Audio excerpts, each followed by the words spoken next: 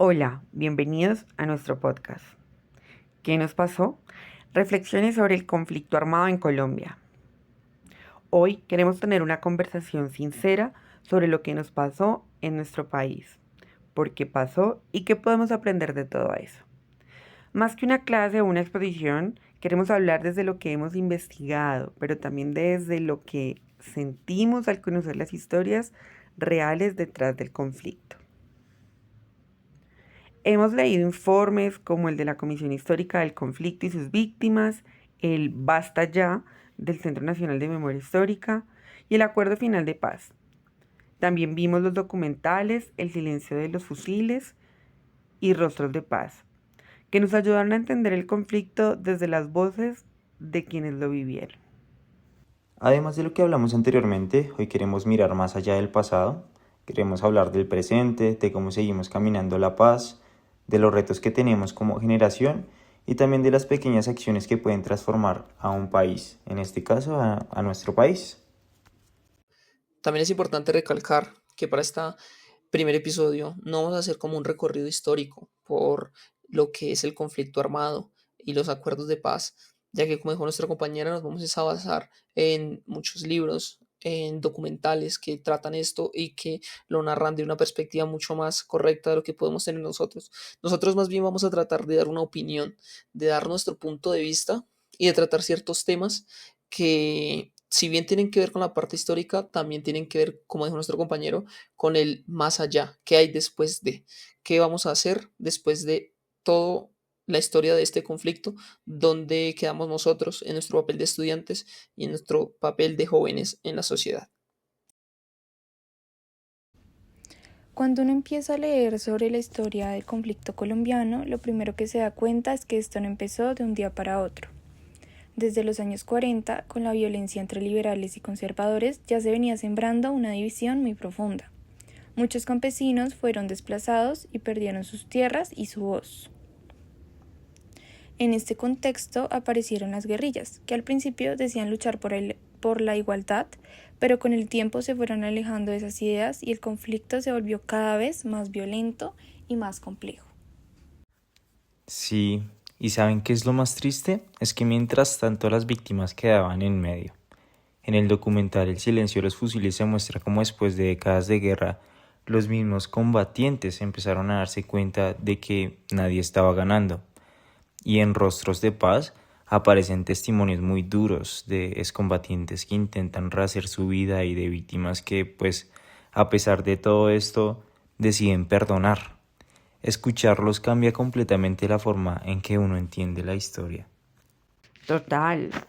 Considero que lo que nos pasó fue que ya dejamos que la desigualdad y la exclusión se volvieran parte de nuestro paisaje del día a día. Por ejemplo, podemos ver que el campo fue olvidado por el Estado, las oportunidades estaban y siguen estando en manos de unos pocos y la violencia se nos convirtió en algo normal. Esa indiferencia fue y sigue siendo tan peligrosa como las armas. Otra de las principales preguntas que nos pueden surgir es ¿por qué nos pasó esto? ¿O qué nos llevó a esto?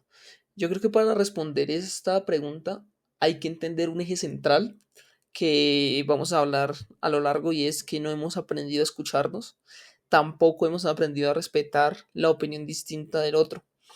La Comisión Histórica del Conflicto y sus víctimas, en su informe, nos da una mirada histórica del surgimiento del conflicto y vemos claramente que mucha parte de este conflicto surge es porque las personas no se sentían escuchadas, muchas se sentían excluidas, pero también mucha parte de esta sociedad estaba sin participación en la política.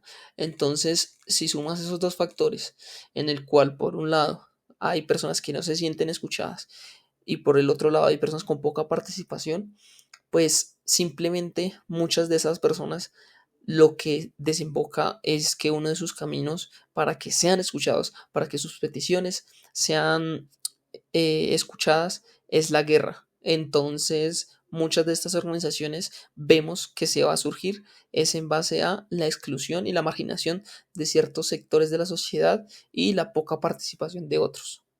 Y también porque durante muchos años hubo una desconexión enorme entre el país rural y el país urbano. Por ejemplo, en las ciudades muchos ni siquiera sabían lo que estaba pasando en el campo. El informe Basta ya lo dice muy claro. Mientras unos morían, otros no sabían que había guerra. Sí, y cuando ves los documentales te das cuenta de que detrás de cada cifra hay historias reales, personas que perdieron todo, pero que aún así siguen soñando con un país distinto. En Rostros de Paz me impactó mucho porque muestra cómo incluso los que empuñaron un arma hoy están intentando reparar el daño. Mi reflexión también va en que eso también nos pasó porque el poder se concentró tanto que los mismos problemas se fueron repitiendo. La corrupción, el abandono estatal, la impunidad, todo eso mantuvo y en algunos sectores aún se sigue manteniendo viva una guerra que aún muchos nos preguntamos por qué y seguimos, o sea, ni se entiende y seguimos sin entender por qué se sigue presentando y por qué sigue la guerra, por qué tanto daño y tanto odio a la misma civilización. Lo que hizo posible que esto pasara fue una combinación de desigualdad y olvido. El Acuerdo de Paz de 2016 lo reconoce cuando propone una reforma rural integral y la participación política como ejes fundamentales. Era necesario volver a mirar al campo, reconocer a las víctimas y buscar justicia sin venganza. Aquí hay algo que a mí me parece clave y va de la mano con una de las frases que aparece en la cartilla de Acción Capaz y dice, la paz se construye con las capacidades de la gente, no solo con firmas. Y es que si nosotros mismos no estamos pendientes y no velamos porque estos acuerdos o estas leyes, estas reformas, que lo que buscan es precisamente mejorar la calidad de vida y mejorar la calidad del conflicto, que no exista, que es lo que se quiere, pero muchas veces es imposible, sino que tenga el menor impacto posible.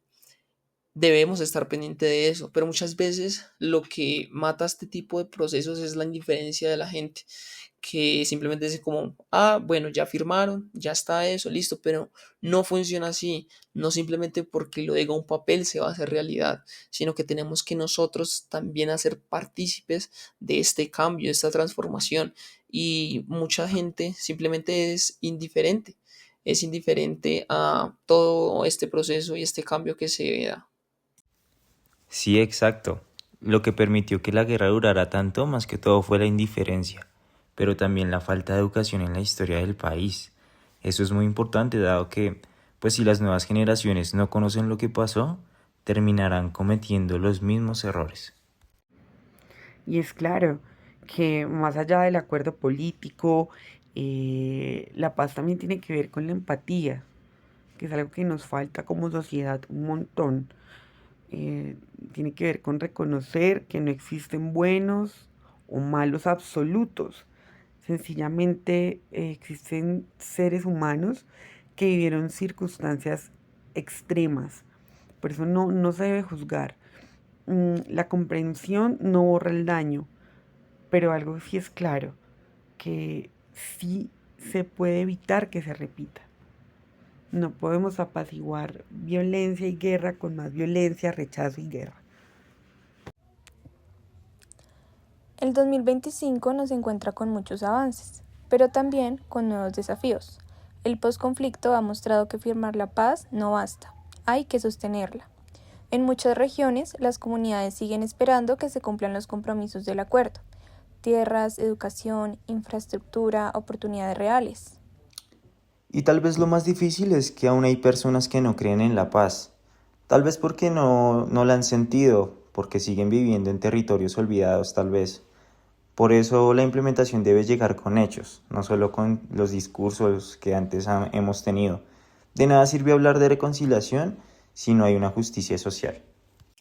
También uno de los retos más difíciles es recuperar toda la parte ambiental, pues ya que muchos territorios marcados por este conflicto han sufrido grandes afectaciones, no solo en su territorio por parte de deforestaciones, sino también parte de sus cultivos, pues ya que en muchas de estas regiones se cultivaba coca, que pues era la base también del conflicto.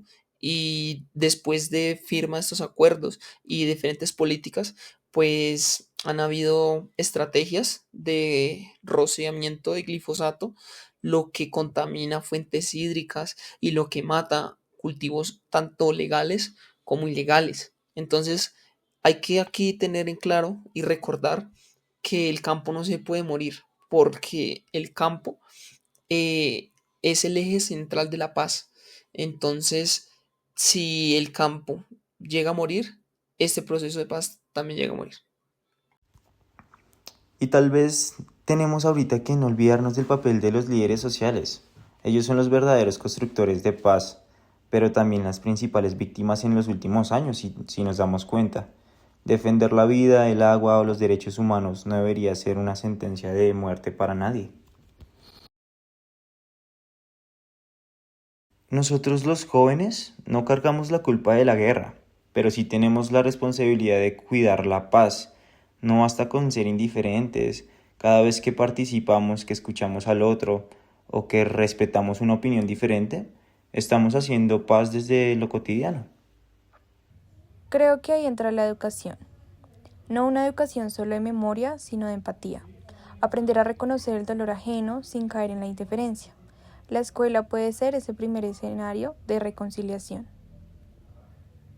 Una responsabilidad que también tienen los jóvenes, bueno, no solo los jóvenes, sino todas las personas, pero recae más en los jóvenes ya que nosotros hacemos partícipes de este fenómeno que son las redes sociales, y es que es un mecanismo muy bueno de comunicación que no existía hace muchos años, que ahorita nos da la facilidad de, con un simple teléfono, reportar y ver algo que antes era muy difícil de ver, pero muchas veces, no solo nosotros, sino la gente en general, las utiliza es para dividir, para sembrar odio, para enfatizar todo lo malo. Y esto pues no está bien, ¿sí? Ya que las redes sociales se pueden utilizar tanto para el mal como para hacer ver que de verdad sí está cambiando el país, de ver de pronto la historia de gente del barrio, de veredas, de comunidades que quieren salir del conflicto, comunidades que dicen ya el conflicto no hace parte de mi historia, sino quiero cambiarlo. Entonces, un papel muy fundamental que jugamos nosotros es en el uso responsable de las redes sociales. Sí, al final todo se resume en una palabra, coherencia. No se trata solo de hablar de paz, sino de vivirla en lo que hacemos, en lo que decimos, en cómo tratamos a los demás.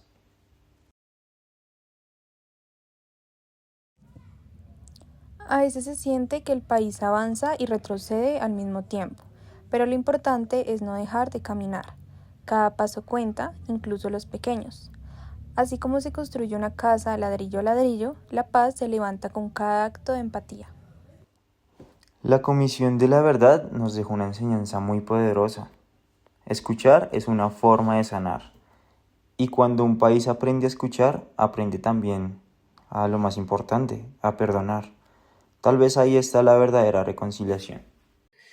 Yo creo que también parte de construir ese futuro va a depender de cómo vamos a contar esa historia de conflicto, pues ya que si la contamos desde el dolor, desde el rencor, pues de pronto vamos a seguir encascados en lo mismo.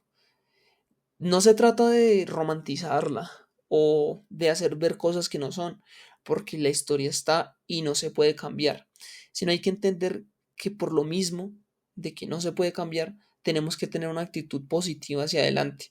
No podemos quedarnos encasillados en esa historia de tragedia y de sufrimiento, sino hay que verle esperanza y hay que ver el cambio, tal vez a través del amor, a través de la vida, Y todo eso va a conllevar de que nuestro enfoque sea más hacia la construcción de paz desde una visión constructiva que desde una visión destructiva. Y como nosotros los jóvenes tenemos que apropiarnos de esa historia, no para no repetirla o para reconocerla, sino para transformarla, porque la paz no es un punto de llegada, es un camino que se construye cada día.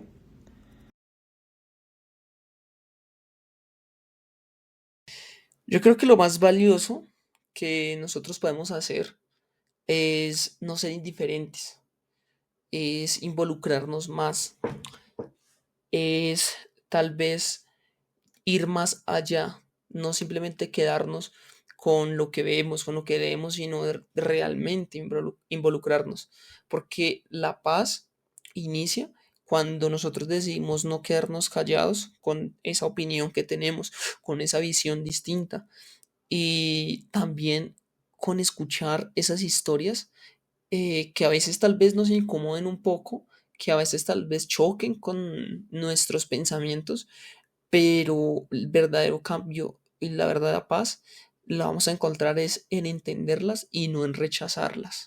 Desde cada una de nuestras carreras, desde lo que cada uno sabe hacer, podemos contribuir.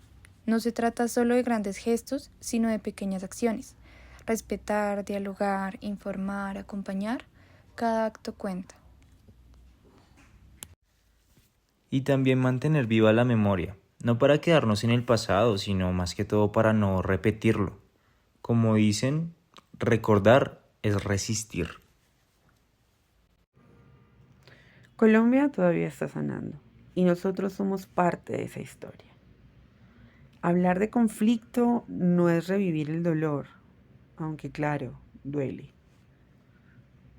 Sin embargo, el dolor, más allá del dolor, es reconocerlo, reconocer la historia para contribuir en algo mejor.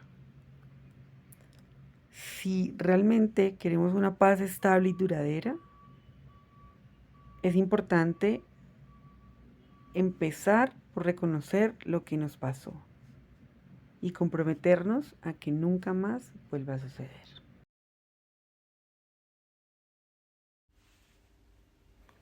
Hoy entendemos que hablar de paz no es algo lejano, es mirarnos a los ojos, reconocer nuestras diferencias y decidir que el diálogo siempre será mejor que la violencia. El conflicto nos marcó, pero eso no nos define. Somos una generación que elige recordar sin odio, construir sin miedo y soñar sin límites. Caminar la paz hoy significa actuar con empatía, con respeto, con memoria. No es un camino fácil, eso lo sabemos todos, pero sí el único que vale la pena. Y tal vez en ese momento nosotros podamos decir con orgullo que lo logramos, que pudimos hacer lo que creo que es el proceso más difícil de lograr, que es la paz. Y no solo porque se firmó en un acuerdo, ni porque lo dijo un gobierno, no, sino porque ya es una decisión colectiva y es un sentimiento que no solamente tiene las partes afectadas directamente, sino es un sentimiento colectivo que tiene toda la sociedad y que se luchó para tenerlo y se vuelve propia de nuestra sociedad. Bueno, con esto llegamos al final de nuestro episodio. Gracias por acompañarnos en este recorrido por la historia, la memoria y sobre todo por la esperanza de nuestro país. Quiero agradecer en nombre de todo el grupo, junto con mis compañeros Lady Valentina Cerrato, Juan José León, Paola Andrea Herrera Cárdenas y yo, Daniel Santiago Espíndola Ortiz, por este espacio de reflexión tan valioso. Somos el grupo número 18 del curso de seguimiento de los acuerdos de paz de la Universidad Distrital Francisco José de Caldas. También queremos darle un agradecimiento muy especial al profesor Wilson Díaz Gamba por guiarnos en este proceso y por motivarnos a mirar a nuestro país con otros ojos. Gracias a todos los que nos escucharon. Esperamos que este trabajo los invite a pensar, a sentir y a seguir construyendo paz desde lo cotidiano. Un abrazo para todos y hasta la próxima.